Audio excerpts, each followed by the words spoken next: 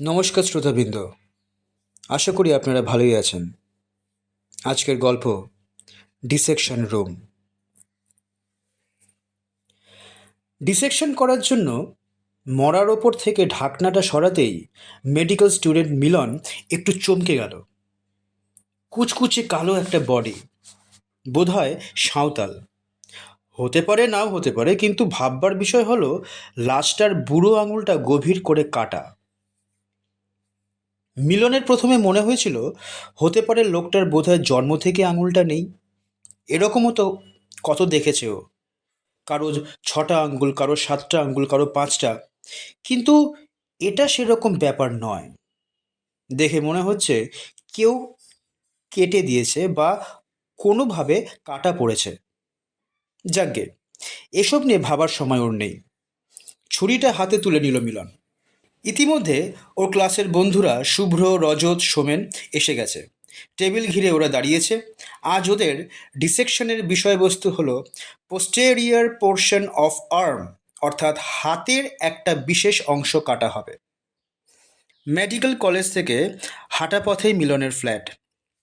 বাবা মা ঠাকুমাকে দেশের বাড়িতে রেখে ও আর ওর দিদি জয়া কলকাতার পড়াশোনার সুবিধের জন্যে এই ফ্ল্যাটটা ভাড়া নিয়েছে। জয়া মিলনের থেকে বছর চারেকের বড়, কিন্তু মিলন মায়ের পরেই দিদিকে স্থান দিয়েছে। জয়াও ভাইকে খুব ভালোবাসে, ওর দেখাশোনা করে। কয়েক মাসের মধ্যেই ওকে ফিলোসফির ওপর থিসিস জমা দিতে হবে। ঘরে ঢুকলো মিলন। জয়া একবার ভাইয়ের দিকে তাকিয়ে বলে ওঠে, আজ খুব খাটুনি হয়েছে মনে হচ্ছে। মিলন চেয়ারের ওপর ধপ করে বসে পড়ে বলে, উফ, খুব, আসলে ডিসেকশন করার ছিল তো। জয়া বলে ওঠে, মানুষের শরীর নিয়ে কাটাছেঁড়া কি করে যে করিস, আমার তো ভাবতেই গা ঘিনঘিন করে ওঠে। হাসলো মিলন, সেজন্যই তো আমি মানুষের শরীর নিয়ে পড়ছি আর তুই মানুষের মন নিয়ে। শোবার সময় অনেক কথাই হয় ভাই বোনে। হঠাৎ জয়া বলে বসে, আচ্ছা, তুই কি মনে করিস এই মানুষের শরীরের সঙ্গে মৃত্যুর পর সব কিছু শেষ হয়ে যায়? ডেফিনেটলি, বলল মিলন। না রে, সূক্ষ্ম আত্মা, অর্থাৎ মনটা মরে না। জয়া খুব গম্ভীর হয়ে কথাগুলো বলল। প্রতিবাদের সুরে মিলন বলে ওঠে, শোন দিদি, আমি ওসব বিশ্বাস করি না। কি করে করব বল? ডাক্তারিতে তো মনটাকে নিয়ে ডিসেকশন করা যায় না। তাই ওটার আলাদা কোনো অস্তিত্বই থাকতে পারে না। ওটা হলো জীবনের সঙ্গে সম্পর্কিত একটা অংশ। জীবনের সঙ্গে সঙ্গে বেড়ে ওঠে আর মৃত্যুর সঙ্গে সঙ্গে হার্ট, ব্রেন, দেহ সব পুরো শেষ হয়ে যায়। তাহলে মন বস্তুটি কি আকাশে আকাশে ঘুরে বেড়ায়? হাসলো মিলন। গভীর রাত, ঘড়িতে প্রায় 2টো বাজে। অন্ধকার ঘরে দুজনেই ঘুমে অচেতন। হঠাৎ মিলনের ঘুমটা কিসের একটা অস্বস্তিতে ভেঙে গেল। ঘরের মধ্যে একটা কালো ছায়া তার খুব কাছে এসে দাঁড়িয়েছে। চিৎকার করে বলে ওঠে মিলন, কে? কি ওখানে? জয়ার ঘুম ভেঙে যায়। ধরফর করে উঠে বলে, কি রে, কি হলো? চেঁচাচ্ছিস কেন? মিলন দিদির দিকে তাকিয়ে বলল, ওই দেখ, ওই যে। জয়া চারিদিকে দেখে নিয়ে বলে, কই? আমি তো কিছু দেখতে পাচ্ছি না। তুই বোধহয় স্বপ্ন দেখছিস। বন্ধ ঘরের মধ্যে কে আসবে? হ্যাঁ? মিলন ছায়াটা দেখাবে বলে আঙুল তুলল, কিন্তু কোথায় কি? সত্যি তো, ঘর তো ভেতর থেকে বন্ধ। তবে নিজের ওপর নিজেই বিরক্ত হলো মিলন। এক গ্লাস জল খেয়ে শুয়ে পড়ল। পরের দিন ঠিক রাত 2টোয় আবার সেই অস্বস্তিতে ঘুম ভেঙে গেল মিলনের। তার সামনে দাঁড়িয়ে আছে একটা কালো মানুষাকৃতি। এবার আর মিলন চেঁচালো না। কালো ছায়াকে উদ্দেশ্য করে মিলন এবার বলল, তুমি কে? কি চাও? বন্ধ ঘরে ঢুকলে কি করে? ছায়ামূর্তি হাসল, বলল, ডাক্তারবাবু, আমার শরীর নেই, তবে আত্মা আছে। আমাদের কাছে কোনো বাধাই বাধা নয়। আমরা হাওয়ার মতো, যখন ইচ্ছে যেখানে ইচ্ছে যেতে পারি। মিলন বিরক্ত হয়ে বলল, আবার সেই এক গল্প। ছায়ামূর্তি বলল, আপনার হাতের কাছে তো টর্চ আছে, একবার আমার ওপর ফেলুন না। মিলন বলল, কেন, কি হবে? ছায়ামূর্তি বলল, আরে দেখুন না, সন্দেহ কাটবে। মিলন টর্চের আলো ফেলল। ছায়ামূর্তিকে দেখা গেল না, আর যেই নিভালো আবার দেখতে পেল। মিলন একটু অবাক হলো, কিন্তু সেটা প্রকাশ করলো না। বলল, বলো, এবার তুমি এবার তুমি কেন এসেছো? ছায়ামূর্তি বলল, আজ আপনি আমার দেহটা নিয়ে কাটাছেঁড়া করেছেন। একটা ধাক্কা খেয়ে মিলন বলে, তুমি তুমি হ্যাঁ ডাক্তারবাবু, ছায়ামূর্তি বলল, এই দেহটায় দেখেছেন বুড়ো আঙুলটা কাটা? আমি তাঁতি, তাঁত বুনে খাই। বুড়ো আঙুল না থাকলে মাকেও ঘোরাতে পারবো না, তাই ওই আঙুলটা কেটে নিয়েছে। আসলে তাঁত বোনায় আমার খুব নামডাক হয়েছিল তো, তাতেই জামাল হোসেন হিংসায় জ্বলছিল। কিন্তু আমি এসব শুনে কি করব? মিলন বেশ বিরক্তই হয়ে বলে ওঠে,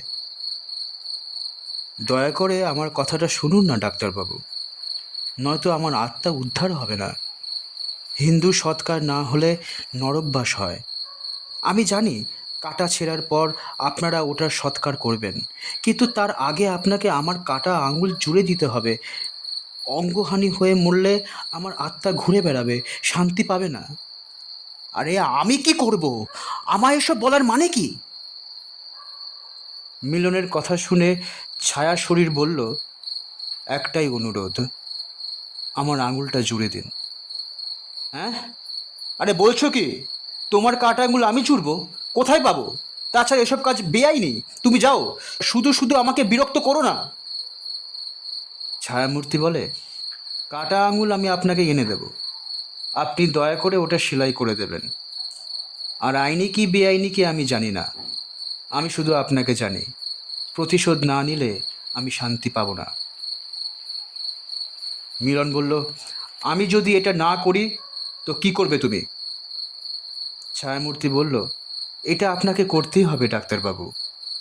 আমি শুধু এখন রাতে আসছি, এরপর দিন রাত আপনার সঙ্গে থেকে আপনাকে বিরক্ত করব, সব কাজ পণ্ড করে দেব, জীবনটা তখন দুর্বিষহ মনে হবে। মিলন অবাক হয়ে বলল, বাহ, ভয় দেখিয়ে কাজ উদ্ধার করতে চাইছো? তুমি বোধহয় জানো না যে আমি ভয় কাকে বলে জানি না। না ডাক্তারবাবু, ওভাবে বলাটা আমার উচিত হয়নি। আপনি দয়া করুন, আমাকে মুক্তি দিন। একটু ভেবে মিলন বলল, মর্গে একজন ইনচার্জ থাকে, আর থাকে কালু ডোম, ওই সব করে। কিন্তু ওই কাজটা করতে গেলে ইনচার্জকে লুকিয়ে কালু ডোমকে ঘুষ দিতে হবে, যা আমি ভয়ানক অপছন্দ করি। দয়া করুন ডাক্তারবাবু, ভগবান আপনার ভালো করবেন, কিন্তু ওই কাজের জন্য তো একটা আঙুল চাই। এসে যাবে, আপনি পরশুদিন লাশ কাটার টেবিলে ওটা পেয়ে যাবেন। মিলন আরও কিছু প্রশ্ন করতে চাইছিল, কিন্তু দেখল হঠাৎ ছায়ামূর্তি অদৃশ্য হয়ে গেছে। পরদিন সন্ধেবেলা জালাল নিজের মনে খড় কেটে চলেছে। সঙ্গের লোকটাকে পাঠিয়েছে খড় কিনতে। হঠাৎ দেখল তার সামনে দাঁড়িয়ে আছে নন্দ তাঁতি। চমকে উঠল জালাল, এ কি করে হয়? হে, সে তো কদিন আগেই মরে গেছে, আর মেরেছে তো তার ভাড়া করা গুন্ডারা। তাহলে? জালালের গলা শুকিয়ে গেল, বলল, কে কে ওখানে? ছায়ামূর্তি উত্তর দিল, তোর জম, বদলা নিতে এসেছি। কিসের বদলা? জালালের গলা কেঁপে উঠল, ভুলে গেলি এত তাড়াতাড়ি? তাহলে তোকে আমি মনে করিয়ে দিচ্ছি, শোন, বউয়ের টিউমার অপারেশনের জন্য তোর কাছে 10,000 টাকা ধার চেয়েছিল, কথা ছিল 1 মাসের মধ্যে শোধ করব। কিন্তু যখন শোধ দিতে এলুম, তুই খাতা দেখিয়ে বললি আমি নাকি তোর কাছ থেকে 10 লাখ টাকা ধার নিয়েছি, আর তা না দিলে তুই আমার জমি জমা তাঁত মেশিন দখল করে নিবি। আমি বলেছিলাম মিথ্যে কথা বলবি না, তোর জিভ আমি টেনে ছিঁড়ে নেব। তুই বললি তাই নাকি? তবে দেখ তোর আমি কি করি। এই বলে তুই সেদিন রাত্রিরে আমাকে গুন্ডা দিয়ে ঘর থেকে টেনে পার করে আমার বুড়ো আঙুলটা কেটে দিলি, যাতে আমি তাঁত বুনতে না পারি। ওই অবস্থায় আমি ছুটে যাচ্ছিলাম থানায়। তোর গুন্ডারা আমাকে রাস্তাতেই মরবার সময় দেখলুম তোর মুখে শয়তানের হাসি। তাই তখন কিছু করতে না পারলেও আজ করব। আমি আজ তোর ওই আঙুল শুদ্ধ ডান হাতটা কেটে নেব। ভয় চেঁচাতে চেঁচাতে ছুটলো জালাল। ওর পেছনে তাড়া করে চলল নন্দ তাকে। ক্লান্ত হয়ে পড়ে গেল জালাল, আর তখনই নন্দ তার অশরীরী শক্তি দিয়ে ওকে মেরে ফেলল। তারপর ওর আঙুলটা কেটে নিয়ে গেল মনকে। যা সে কোনো দিন বিশ্বাস করেনি, সেই ভূতের জন্যে মিলন গিয়ে চুপি চুপি কালু ডোমের সঙ্গে দেখা করলো। সন্ধ্যের পর থেকে মদে চুর হয়ে থাকে কালু, তাই কলেজের ফাঁকেই গেল। ওর হাতে 500 টাকা একটা নোট গুঁজে দিল। লোভে কেমন করে উঠল কালুর চোখ। বলল, কি কি করতে হবে বাবু? মিলন সব বলল ওর ওই মরাটার ওপর একটা কাজ আছে। রাত 11টার সময় ও একবার যাবে। কালু যেন সব ব্যবস্থা করে দেয়। সব ব্যবস্থা হয়ে গেল। মিলন দেখল নন্দতাতির দেহটা ফরম্যালিন দিয়ে রাখা আছে ছাত্রদের ডিসেকশনের জন্য। কিন্তু আঙুল কই? নন্দ তো বলেছিল আঙুল এনে দেবে, না হলে তো তার টাকাটাই গেল। তাছাড়া এইসব কাজে রিস্ক তো কম নয়। আফসোস হলো মিলনের। এ তার কি হলো?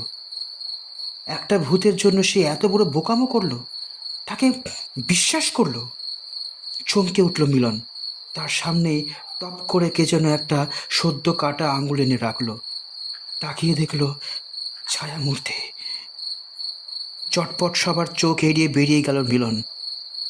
দিদিকে বলে গিয়েছিল রাত হবে, ডিউটি পড়েছে। দিদি খাওয়া দাওয়া করে ঘুমিয়েও পড়েছে। টেবিলে খাবার ঢাকা ছিল। মিলন খাবারটা খেয়ে শুয়ে পড়ল। উত্তেজনায় তার শরীরটা তখনও কাঁপছিল, ঘুম আসছিল না। তারপর কখন যেন ঘুমিয়ে পড়েছিল।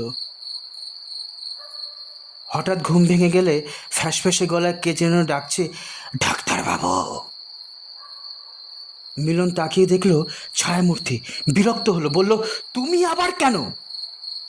তোমার কাজ তো হয়ে গেছে, এবার আমাকে দয়া করে মুক্তি দাও। ছায়ামূর্তি নম্র কণ্ঠে বলল, আমি শুধু একবার আপনাকে প্রণাম করে আমার শ্রদ্ধা জানিয়ে চিরকালের মতো চলে যেতে এসেছি। আপনি ভালো থাকুন ডাক্তারবাবু, ভগবান আপনার মঙ্গল করুন। ছায়ামূর্তি মিলিয়ে গেল ধীরে ধীরে। মিলনের ঘুম এলো না আর। তার জীবনে এই এক অভাবনীয় ঘটনা। সত্যি কি তাহলে মৃত্যুর পর মানুষের অস্তিত্ব থাকে? দিদির কথাই ঠিক? অবিশ্বাস করবে কি করে? এ তো সবটাই তার নিজের কানে শোনা, নিজের চোখে দেখা, নিজের হাতে করা। মিলনের মনে হলো বুদ্ধিতে এর ব্যাখ্যা চলে না। এতক্ষণ আপনারা শুনলেন গল্প ডিসেকশন রুম। এরকম আরও অনেক গল্প শোনার জন্য আপনারা আমাদের channel the Bong ultimate horror story subscribe করুন এবং আমাদের পাশে থাকুন। নমস্কার।